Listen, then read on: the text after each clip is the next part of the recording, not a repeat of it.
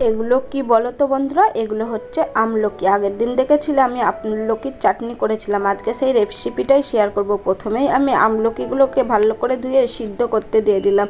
তো এই দেখো আমলকিগুলো কিন্তু এখন কত সুন্দরভাবে ফুটছে, আর এই দেখো সিদ্ধও হয়ে গেছে।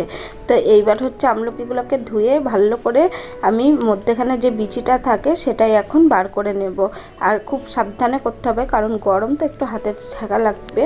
তো এই দেখো সমস্ত বিচিগুলো আমার বার করা হয়ে গেছে। এইবার হচ্ছে চাটনিটা করব, তার জন্য কড়াইয়ে বসিয়ে দিয়েছি, আর কড়াইয়ে দিয়ে দিয়েছি জল। আর এই দেখো জলটা গরম হতেই আমি দিয়ে দিলাম চিনি।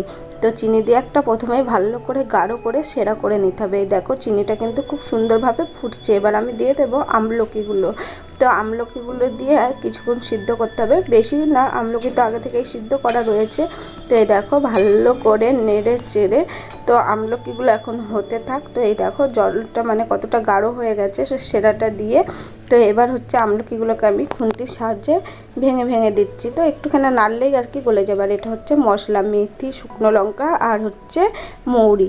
তো ভেজে গুঁড়ো করে এই মশলাটাই হচ্ছে চাটনিতে দেব।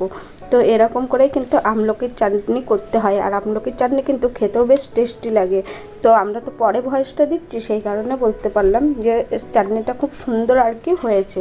তো এবারে মশলাটা দিয়ে আস্তে আস্তে গাঢ় করে নামিয়ে দিতে হবে। তো এই দেখো আমার আমলকির চাটনির ফাইনাল লুক। তো কেমন হয়েছে অবশ্যই কমেন্টে জানাবে, আর যারা যারা খাওনি তারা একবার এইভাবে করে খাবে।